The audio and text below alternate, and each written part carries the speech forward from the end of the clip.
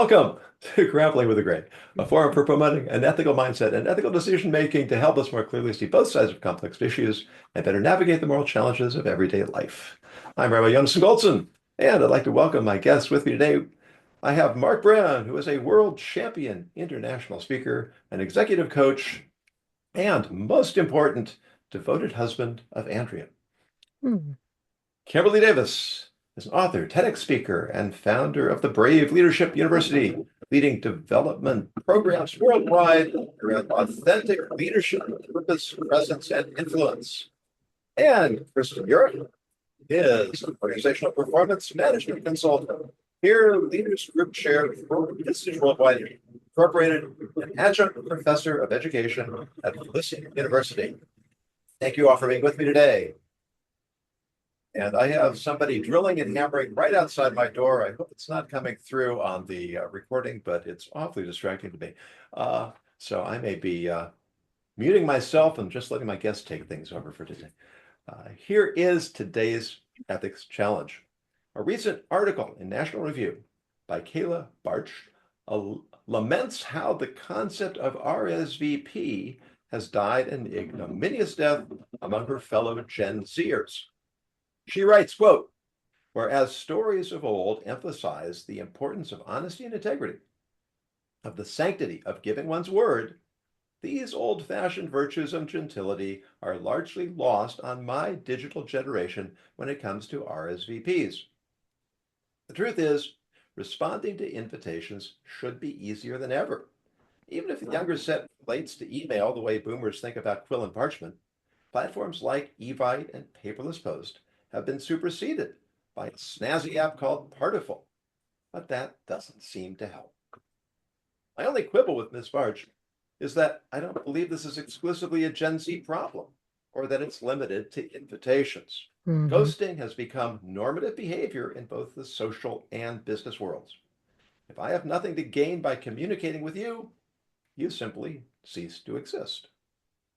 Ironically, amidst a culture that has become hyper-fixated on microaggressions, pronouns, and myriad sensitivities to other people's feelings, how do we explain the lack of basic civility that makes it okay to ignore our fellow human beings, even the ones who care enough to invite us to share their lives? The floor is open. I've got a couple thoughts about this. I think it's twofold. And I'm sure there's a lot more to it, but right now I'm thinking it's twofold. I think it's because there is so much going on in the world right now, and everyone has the FOMO, fear of missing out, that they are afraid to commit to something because of what might come, on the tail end of that. So I think that's a piece of the puzzle, but I think the bigger piece of the puzzle is that we have kind of a crisis of courage in our society right now, where people don't want to deal with their own discomfort, and it feels uncomfortable to say, I can't make it. It feels uncomfortable to say no to someone. And so rather than dealing with the discomfort, oftentimes people just don't deal with it at all. And those are the two things I think might be going on behind the scenes. Interesting. The idea of being uncomfortable, saying no, don't want to hurt someone's feelings. It seems to me a bit to run counter to what I see in social settings. And I use the term asocial or antisocial media deliberately, because if we're so concerned about hurting someone's feelings, that may be true. But on the other hand, we'll find people feel entitled and empowered to say anything to anyone at any time online, even to total strangers, and to say anything about them online without any compunction or any fear or concern that they may hurt someone's feelings. So I'm puzzled here. It's a bit of a quandary. If we're being so sensitive, so we won't say anything, we can so easily, glibly, and wantonly say what we want online. I wonder, are we being, do we have a different mindset going on here? That's a question. But Mark, I think so. I think it's a very different thing online. But my understanding is we're saying about RSVPing to things where you have to be in person with Okay. other people, which is a heightened experience. And I really don't think it's they're not responding because they're worried about hurting other people's feelings. I think they're not responding because they're not comfortable with their own discomfort around saying no. Does that Hmm. make sense? I think I hear what you're saying. So they're more uncomfortable with their own discomfort without regard to the individual who made the invitation, who has to cater, who has to plan, who has to make sure we have enough for everyone who's going to be there. They're not even You know, considering that person, I don't think. I don't, and, and not that that people are bad or wrong or they're insensitive. I just think it's out of sight, out of mind, and particularly because we're focusing so much on Gen Z, and I've got a Gen Z son, and boy, does this ring true for him. They so much of their life was during COVID, right? And has unfolded over screens. And mm, so some of the niceties that we learned just growing up with other human beings in the space with us didn't seem to translate. that is also interesting. I don't want us to be just the two of us bantering back and No, forth. no, I know. But Kirsten, Jonathan, sorry. no, that's fine. I'm trying to think about the idea. I mean, we have weddings coming up. We get the save the date first. Then Yep. you get the RSVP. You get the official invitation, with the gold lettering and the calligraphy and all of that. How do you not see that someone has invested time, effort, and for them to not even notice it, to not think about it? It begs the question: why would we come to a place in our society when we interact with individuals on a day-to-day basis, we wouldn't think for a moment, hey, That's it. they took time, invested time, effort, dollars, expense. They're planning for an event. They want to be sure who's there. They don't want to under cater. They want to make sure, and to not even say, well, look, I can't make it. I'd be curious to know how RSVPs work on paper versus RAP to an online event. I'd be curious to know if there's Right. the difference there as well. So Yeah. I'll stop Yeah. talking. I'm gonna force Kirsten to get involved now. I would like just like to say We're gonna have to briefly force then her. that We just have to Kimberly, give her space. Kimberly, your theory doesn't account for people who don't RSVP when they are coming. True. That's true. Yeah. That's There's the true. rub. Yeah, Kirsten, what do you Yeah, think? I'm reliving current experiences of this in a volunteer capacity where we use text threads to communicate with the parents. And there are some parents that literally just don't engage. Mm. We ask direct questions. Are you coming? Is your child coming? Are they participating? And as the volunteer leader, you are putting your time and your energy and your talent and your treasure out into these, experiences. And you just wonder, is it that difficult to just say no, that the kid's not coming? Right. And this is not Gen Z. These are people my age, right? These are peer Right. parents with their kids in the group. And so, I do not jump to generational differences as a first line of defense here because I see it in all generations. And one of the threads I feel I see as a commonality is busyness and attention. Absolutely. Mm. Absolutely. That's where I see us using that as our own excuse for our behavior. And then we sort of expect the other to forgive us because our intention was good, but our action was poor, right? But that's not how trust works, right? Right. Trust works on your evaluation of my behavior through your lens of perception, not my lens of intention. Yeah. And I Right. think that's where these instances just keep missing each other and missing each other and missing each other. Mark Funny. said something that really just stuck out for me when you talked about what has happened to us as a society when we're not thinking about what somebody has put into that experience. And I think that was a huge insight because I do think that we've gotten to that place where we don't think about the human toll Mm.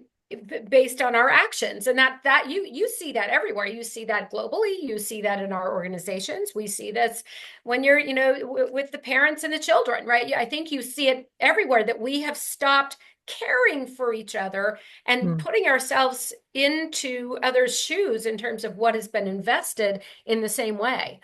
Yeah, it's a And I lack of think, empathy. It's a lack of gratitude. And that's the flip side of the entitlement that we were talking about.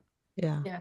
Yeah. and I believe what Kirsten mentioned earlier, the lens of intention has gotten larger and larger over time. Mhm. Well, you know what I meant. You know, I feel, I may think, I may perceive, I may even know, but at the same time, would you not be willing to offer some respect to the effort that an individual has put in to preparing, for planning, and hoping you were there? I mean, it's difficult for me to understand because I am old school, or maybe just old, and I do recall handwritten notes with RSVPs on them.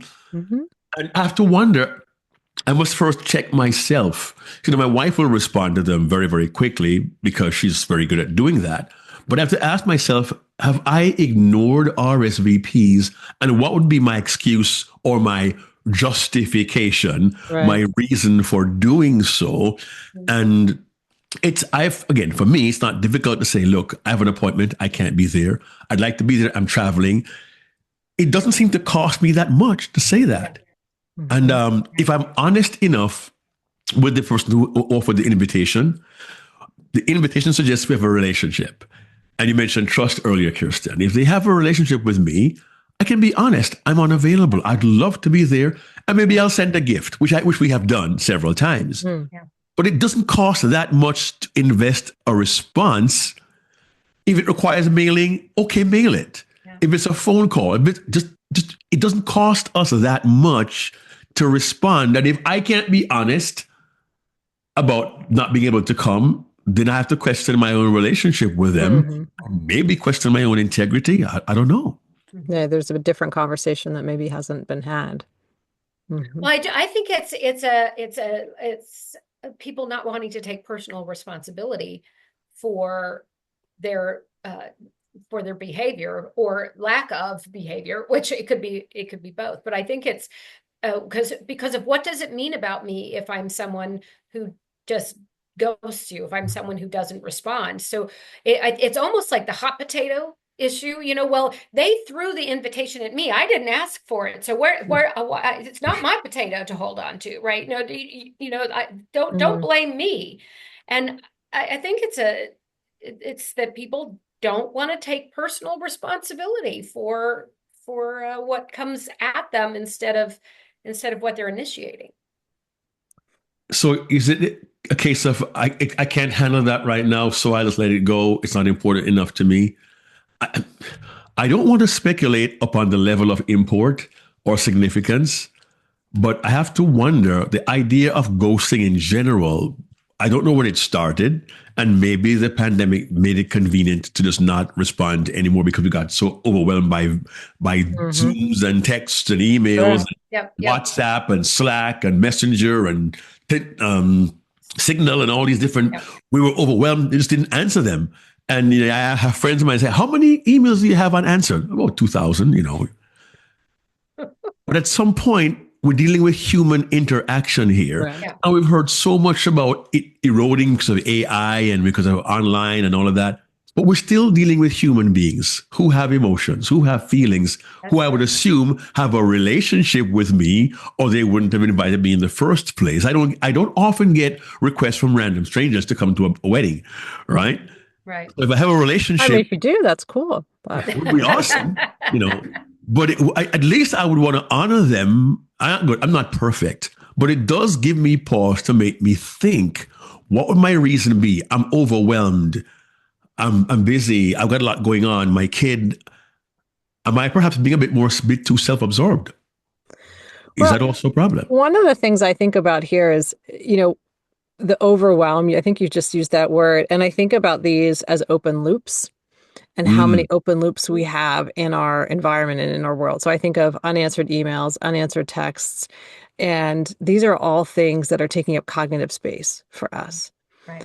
And I think there's a a misnomer of not responding as closure. And I think that's false. I think responding is closure because that closes the loop. Whether it's yes or whether it's no, that closes the loop. But if we leave it open, then that's continuing to take space. Every time I see the invitation laying on the counter because I didn't throw it away because I didn't respond to it, I think about the relationship. What do they think? Should I go? Should I not go?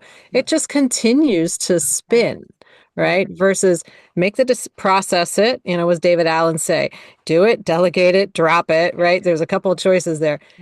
Make the decision and execute it. But if we keep all of these open loops, this overwhelm just continues to build. Yeah. Which is And I kind think of- Don't you that think that Kirsten, that one of the things that people are pushing against is the act of making a decision? Because I heard you say, do I do it? Do I not do it? I don't know. Yeah, they're not And pausing. They're what not taking the happens moment. yeah. And when we're in the throes of overwhelm, we can't see straight, right? Yeah. And the funny thing is we think we have no time to make these decisions, but how much time do we spend scrolling? How much time, so we don't know how to use our time effectively to make good decisions. Right. Each one of us knows somebody that always responds, always follows up. If you reach out, you know that they get back to you. Those people have the same 24 hours in a day that you do. Right. Yeah, They and are I using it. really like your observation, Kirsten. It's a vicious circle. As we are creating more anxiety for ourselves, which is making us more incapable or more unwilling to respond. But would you frame this as it's a conscious decision not to respond, or it is a lack of responsiveness? That's a good question. How do you differentiate between those two things? One's conscious and one's not The conscious. first is I know it's there and I'm choosing not to do anything about it, as opposed to it's just not even on my, it's not front of mind, it's not on my radar. I see it and then it just disappears from my consciousness. Well, I think they both happen, right? You have to initially see it, and no decision is a decision.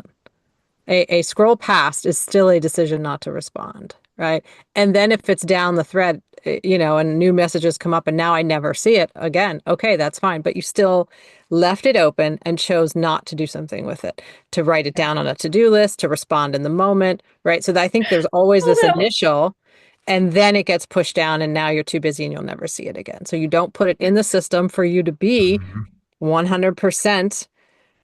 I hold my agreements, right? One of the 4 agreements is I have no unclosed loops. I always get back to people. I am 100% with my commitments. That doesn't mean I commit everything to everybody, but I decide what I will commit and I stay to it, true to it. That's very different. But I have to tell you because, I absolutely agree with everything all of you all are saying. So I may be playing devil's advocate, but it's not because I think that's what we want, right? But I don't know about you, but there are days when I will, open up an email and I'll get interrupted by my husband or my son or whatever. And my intent is to get back to it. And I want to be thoughtful in the way I get back to it. And so, since I don't have the time to be thoughtful about it, and it's not a yes or no, just a simple yes or no. It's a, let me tell you, blah, blah, blah, that's usually when it gets buried. And I think, oh gosh, have I responded to that? Because I wanted to invest more time. That's the irony is it's not that it wasn't important enough to me. It was so important to me that I didn't invest the time right in the moment because I didn't feel like I had the moment, and then I lose the moment. Yeah. And that's the deferring. Yeah. How do you capture that? Right. So But if I you're mean, like intentional, I'll now, go downstairs to find something and forget why I went downstairs. So, I mean, everyone on the call can relate to that. I was going to say you're the only one that happens to. No, that's right. Nobody gets that. I think one of the things that I find myself pushing against right now is that I absolutely agree. Should people have the care and responsibility and empathy and all? Yes, absolutely yes. But I also think that we run into problems when we start to demonize those people that do that, and what Mhm. they're irresponsible, and we label them and name them. And I think the truth is they're human. And a lot of us have really cruddy systems to keep ourselves Mhm. accountable to ourselves. And so, I mean, I know I've been human before, and it's not We always are been a pretty them. thing. We Yeah. are them. How many Yeah, open loops do you have? How many open loops do I have, right? Do absolutely. we have the Absolutely. intention of trying to close as many as we can? And when we notice an open one, what do we do about it? Yeah. Yeah. And do Right. we own it? Or Right. do we make an excuse? Or do we just pretend it didn't exist? And I Yeah. think that's where the courage comes in, because Mhm. sometimes, and if you can't own it, that's a courage thing, right? And if Mhm. you're going to pretend that it doesn't exist, that's also a courage thing. So I think it really comes down to there's a crisis of courage for Well, a lot I of us. appreciate the humanity because I said earlier, I began to check myself, have I done that? And I realized part of the whole open loop system or situation, I was literally looking at my printer here. I have some papers and some envelopes stacked up. And I thought to myself, I know there are times a stack of mail may come and I'll kind of briefly kind of skim through it and I'll toss it down because, oh, I've got to pay the garbage bill. Oh, I don't forget, I got to send a contract to the client. Mhm. And something happens, and somewhere in that pile is that RSVP that I glimpsed for all of a nanosecond, put it there, and completely forgot that it was there until maybe 9 or 10 days later. Yeah. And I begin to go through, oh, wait, that was for today. Yeah. Yeah. Yeah. Maybe I'm the only one who's ever done that before. So people No, I raise don't their think so, hands, Mark. right? I don't think so. And in that particular instance, it is not malicious. It Right. is not intentional. It was not meant. Right. It was not wanton. But it's a matter of, you said earlier, Kimberly, our systems just are not really in place. Right. Mhm. And Right. I think for me, what I'm being challenged to do more and more now is with regard to physical mail that comes. And we all toss the junk out, we have recurring mail. But when I see something that has an RSVP, a save the date is the first signal. Normally we get a save the date in an RSVP for weddings and such like. Others, it's an event coming up, RSVP, please. There is one exception. When I get the invitation from the insurance agent to have dinner at the local steakhouse, as I can say, I generally don't respond to those. I confess it. It's in public. Now you don't slay me for that. But if I Cool. have the intention now, if I see a particular type of correspondence, that needs to go somewhere else, Yeah. where it will get my Right, attention at right. some point in time. Creating a system Assist of, exactly right, to support your right, point. right, right. Well, and then I Right? think the other thing is it goes back to the owning it, taking responsibility for it, and cleaning it up, saying, I'm really sorry. This Yeah. is Yeah. because that's the thing that we gets missed, I think, a lot of times. You know what? One of the most difficult emails I've ever written was to an individual whose email I hadn't replied to in over 2 months. It got lost in my email. It took me about 17 or 18 minutes to compose my apology email because I take it very, very seriously that they thought I had ghosted them. And to Mhm. me, it's my reputation, it's my integrity, it's my Right. character Right, at right, right. stake. That's just Mark Brown speaking. It took me about 18 minutes to compose and craft the email, which I sent to them. I offered some kind of restitution, and we reconciled, and we've continued to get along Mhm. quite well. Yeah, But I realized they understood it was not intentional. But yeah, I had to act at that point. Even though it was late in the game, I yeah, still took action because yeah. sometimes we miss the RSVP. It's too late. Now it's gone. Let it go. But the individual who sent the invitation may be wondering, Mark never got back to me Right. ever. Yeah, Right. Never yeah. said a word to me. What's up with that? Well, and Mark, you probably have missed a lot of invitations because they decided they're not going to invite you anymore.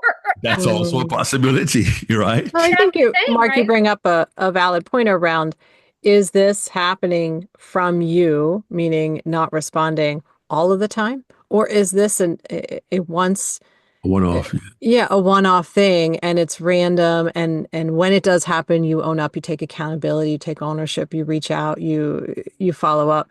And I think that goes back to that character piece. It Mhm. goes back to the how many chips are you putting in the bank with this relationship, that if one falls out, they're not questioning your relationship with the person. Mm. But if every interaction is ghosted, that's going to speak to your character. Right. Yeah, it becomes a pattern. It's a Right. pattern. Yeah, Yeah. that's different. Yeah, that's true. Yeah. Yeah. There was a time when I was rather careless about responding to wedding invitations, and two things changed that. One was when I got a phone call asking, "Are you going to be coming?" Hmm. And I realized, I should never put somebody in that position. Right. Yeah. Right? And the second thing that happened is I made a wedding for my daughter, Ah, See? and I was on Yeah. the other side. And Yeah. that's where that real empathy element Right. Mhm. comes in. Exactly. When we've experienced it, that really should heighten our awareness. Right. But ideally, we shouldn't need that. We should be able to put ourselves, and that was the point you were making at the very beginning about, Yep. somebody is investing time and energy and money and wants me to be part of this. yeah. Yeah. Why should I take that so lightly that it isn't worth responding? Yeah, and it speaks to their character, nothing else. What people do has more to, and what people do and say has more to do about them than it does you. And Absolutely. on the receiving end, we have to not take Truth be told, though, Robbie, I offense. don't believe. Sorry, go ahead. I Go ahead. apologize. No, done. Now, saying I'm wondering now, but do we, as a society, do we stop and think about the investment of time, Hmm. of money, of the decision to have you share in our moment of joy? Do we really stop and think about the weight of that? What it should say about our relationship? Mhm. If I care enough to invite you, Kirsten, to this event and just let me know you're coming, that should say we have some kind of relationship that I value enough to ask you to share in my joy with my family. Right. So I guess I can't quite reconcile that closely in my mind. And I know there are also times one making an RSVP and say, oh, I hardly know them. Why are they inviting me? Is this a mistake? Am I the right guy? And then I kind of forget about it because I don't think they aren't in my mind on top of Right. mind. So, and I could forget about that if I don't put it on the refrigerator like my wife does. Thank you, darling. Right. To remind me of those RSVPs. Yeah. But every single one of these, I think, is an opportunity to either build or erode trust in that relationship with the other Yep. person. Yep. And if you don't value that, then you're just going to ghost people. And I think we have an epidemic of people who don't value trust. Well, But I it's think that there are a lot of people self-perpetuating. that don't trust. There and when you don't trust, it's hard to value trust, right? So, and you get to the root cause of that, and I think we have to find a way to give each other some grace for how did Yeah. we get here, because it didn't just happen, overnight. We all Well, played a role in this. And Mhm. how do we get back to where we truly are invested and care about one another enough to consider one another? And that's really Yeah. the question, because behavior drives culture. Right. And when people perceive that a certain behavior has become normative, they now have It's license, right? Right. If you're in an unethical culture, you lose your commitment to ethics and fairness. Mhm. If it just becomes normative that people don't respond, then why should I respond? And now we all suffer because Right. we're all less Mhm. sensitive, we're all less connected, we're all less invested in each other. And how do we reverse that? I mean, obviously, the first step is I'm aware of it and I make a conscious decision not to let myself be influenced by that, to hold my own standards. Mhm. Yeah. And are you capable? So I think that's self-reflection and that's self-governing, but there are people who will not be sensitive to those contingencies. Yeah. And so are we willing to step into the uncomfortable, which is I think where we started the conversation, and apply contingencies to those who are not self-governing, to send the text that says, I didn't hear from you. I'm putting time and effort into this. Can you please let me know if you're coming? Well, I think there's natural repercussions, right? So we may not send that text that says, hey, I didn't hear from you. But now am I going to put you on my list next time I'm putting together a list? I probably am not. So there are natural repercussions for this behavior. It's just, are we, and we want to know why we're getting more and more isolated, because there are natural repercussions for all of this happening, continuing, so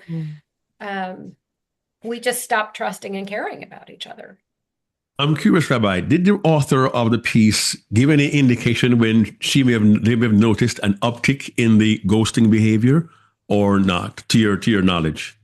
I don't recall that she addressed that. Keep in mind that I self-identify as Gen Z, so her span of time is going to be considerably narrower than ours on this panel.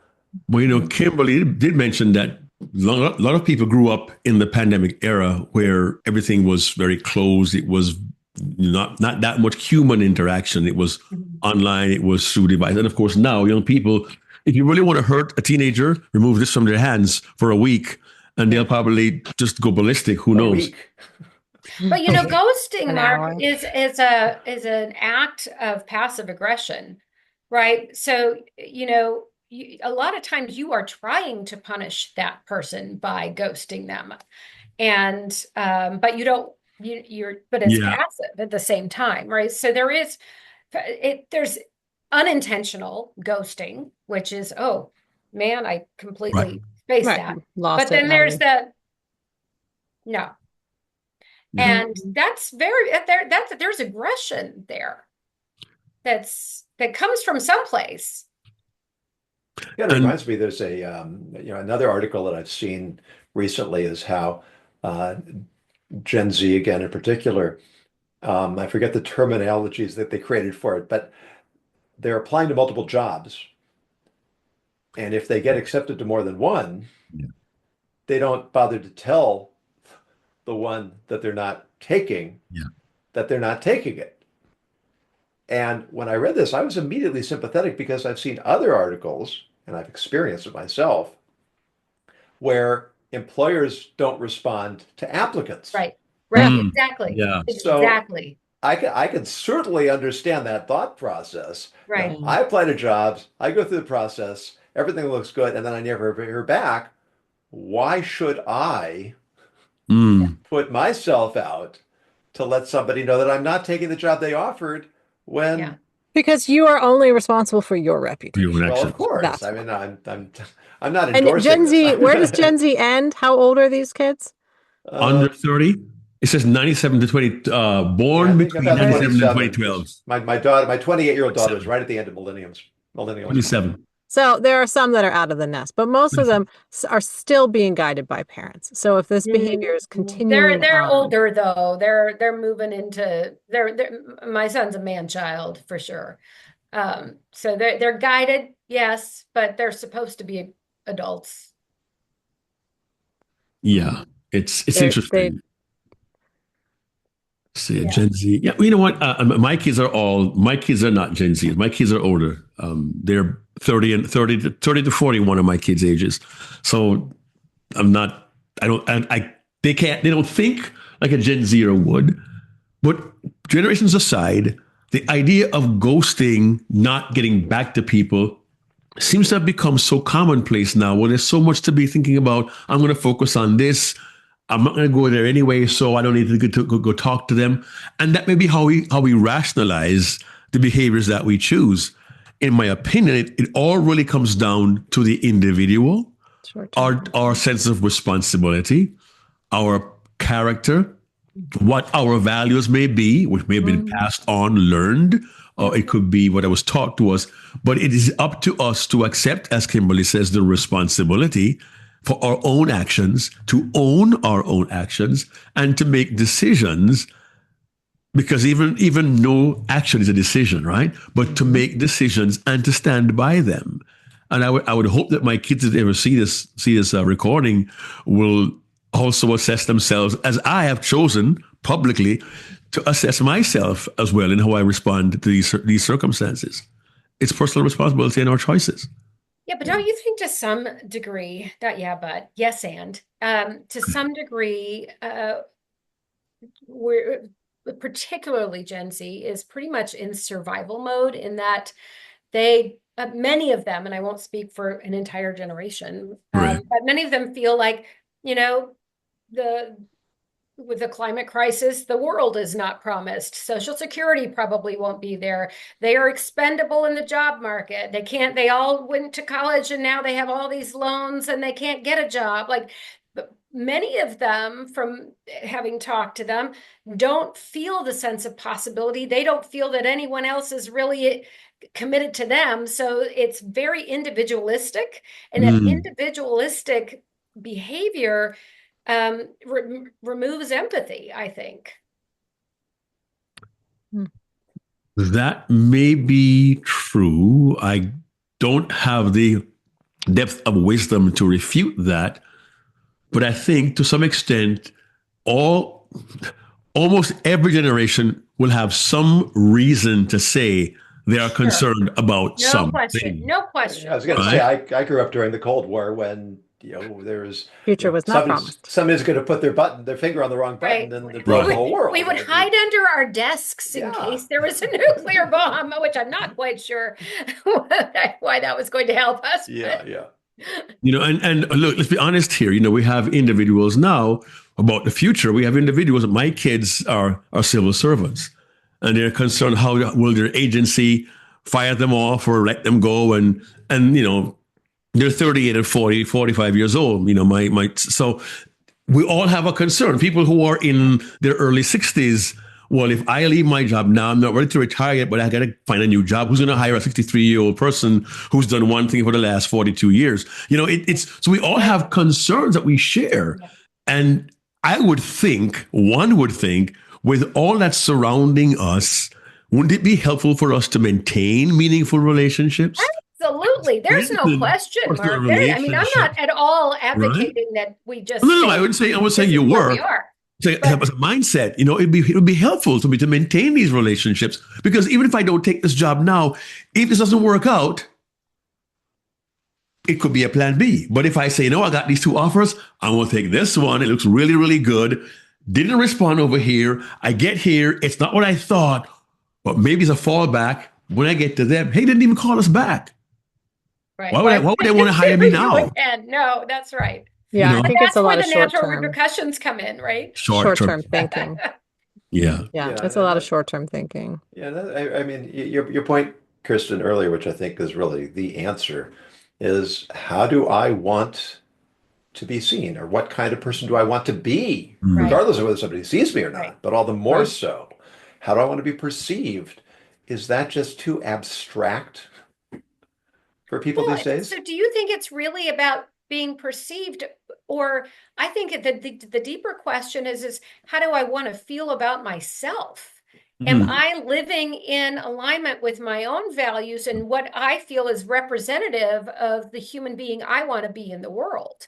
And but is that a thought process people are engaging in? Pardon me? Is that a thought process people are actually engaging in? I don't think that they are. I don't think a lot of people are. I think there are people. I agree that's part of the equation.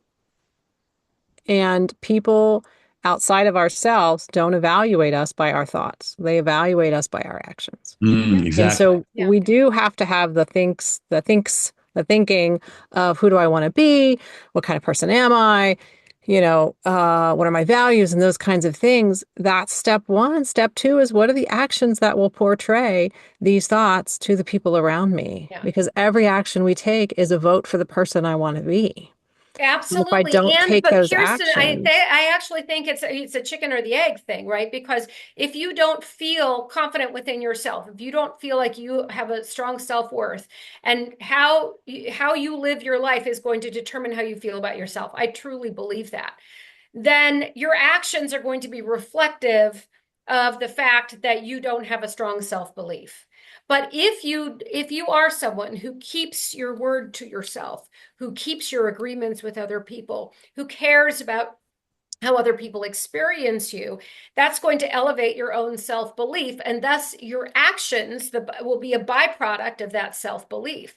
So yeah, we can, I'm going to act because I want you to think highly of me. But if I don't think highly of myself, that is a game that's not going to last. Mm. Does that make sense? It does. And I believe the reverse is true as well. We can behave and then believe, because behavior can create beliefs. So if Absolutely. I can behave, and then the results of those behaviors become a belief about myself, because I've changed the world I live in because the behaviors have Mm. acted upon the environment around me. And Is that's how that you change culture in a company. You don't bring people in and they don't believe your culture right away. They start to act in ways that are evidence of your culture, and they behave. Oh, and now I believe that I work in a company that's X, Y, and Z because I see it around me and I act in that way. They don't change their beliefs the No, would moment they they would work they there. would they start to work for a company like that if they didn't have some core belief that this was going to be a worthy investment of their life? I don't see that in the I younger don't know. I think it's the generations. chicken or the egg kind of thing. We could And probably I have do chickens a and whole eggs. And podcast. so I can debate that all day long. A chicken is just an egg's way of making a better egg, genetically speaking. And I've always wanted to say that online. So Well, what's And so, interesting, hey, Kirsten, it was interesting. Some years ago, I was asked to give a keynote at a corporation, a large corporation in America, and it was based upon what they call the company behaviors. mhm. And you mentioned that the behavior becomes constant. The culture dictates this is how we behave. Yes. And when we see the result of the behavior, the belief is definitely going to be much higher. The Right. question becomes, how do we then inspire, encourage, inculcate, and promulgate the behavior that says ghosting, not so much. Yeah. Let's be more respectful. Let's be more communicative. Let's be more civil towards Mhm. each other. How do we then begin to make that behavior more commonplace? I think that's the challenge we now That's a face, great question. right? we have Mhm. more And I always say it complicated begins at culture. home. Again, I Yes. simply believe it begins at home with what we model to our young people, to our children. Yep. It's not too late for me to model to my children who are 40 and under. I don't think it's too late for that. But if you grow up, if you grow up seeing a behavior like it's a corporate culture, our family, our neighborhood, our society, maybe it's a pipe dream. Mhm. But if we can just begin to turn the wheel, it might take a generation to turn it. But I have to remain hopeful. I have to remain hopeful. Well, I Mhm. can't. there's I a cannot be pessimistic about this. no, I don't think we can. And I say you have to be hopeful to be ethical because otherwise you just become a nihilist. But you remind me of a famous clip by Simon Sinek who was actually talking about millennials. That's how old this is. Yeah. Excuse me. And he said that a lot of these young people, they didn't have parenting. They didn't have teachers who instilled these basic values. Hmm. And he said that bosses now need to become the parents and the teachers because Sad. that's the only hope. But I think that's really what we're talking about right now, is that as leaders, and it's really what drives my mission to create more ethical cultures in business, because at least we can agree we want to make more money, we want to be successful in our missions, Mhm. and if we can, and we have a closed environment where we can take control of the culture. Right. And we can promulgate these kinds of behaviors, which then evolve into beliefs and into character. And I think you do have to be hopeful. I think And we they all have to be spend a hopeful. third of their lives at work. Sure. And so you can really influence your employee base. And, if you're doing, what you can use for good, you can use for evil. So if you can use your leadership for good and influence them around these good behaviors and beliefs, they'll go home and have these things in the home. And then the homes create the community, and it is a huge ripple effect. And so I am fully on board with that as the mission. I'm That's going to why offer a why I wrinkle. do what I do. I'm going to offer a wrinkle for you, Anderson, and for you, Kirsten, in particular. With the last 2 minutes that we have, I shouldn't do this, but You mentioned, regardless of where the bosses are now treating their employees as the children who need to be taught. We have several enterprises now where the bosses are 24 years old and they're starting up and they haven't lived a life yet in leadership, but they don't know all of this. So my concern is for them as well. And hopefully they'll find themselves with individuals who can give them guidance and help them grow as leaders in those situations and begin to model the kind of behaviors that help us to build a more ethical and civil society. And I'm curious to know down the road, offline, Kirsten, how you would handle that. I've sent you a LinkedIn request. Just by doing what I do, which is just like mountain climbing, you never lead alone. That's right. Period. That's true. But I also think, guys, that for us to really create change, we need people that are of a younger generation having this conversation instead of poor people our age having this conversation, because it can't come from a place of we know better, we judge you. If we want to create change, we have to meet people where they are and understand from their perspective why the behavior is what it is. And I would suspect their narration about it would be very different than our narration about it would be. And for us to listen with open ears about what their perspective is, because they've lived different life experience than we have. Right. And they're living into a different world than we, grew up in. So I think that's an important part of the puzzle. Yeah, and I think one of my challenges in this program is to cultivate a younger group of guests to have on. Not that I want you booting us off, but well, it's I'll get better wrinkle cream. I don't know. but I do think it would be younger very is relative. interesting to do a follow-up of the same topic with a very different panel and see what came out of that conversation and what we can learn from each other, because I think there's a lot to be learned. Agreed. I concur. Maybe we can each find a Gen Z person to recommend to Jonathan. Our panel. And there you go. Could be in your home. Who knows? You just have to send me the ages. I don't know. I think I have 3 generations in my home. I'm not sure. Really? I don't know. I go from 18 to 10. You tell me what's in there. Yeah. Oh, yeah. See, yeah, mine are not even here. We are 20, 30, 38, and next month 41. So mine are kind of older. Yeah. No, I definitely have a Gen Z, but I wouldn't do that to you right now. You wouldn't subject him to that, Kimberly? To be continued then, I suppose, right? I think they're afraid to do something like this. I think this is so outside their comfort zone.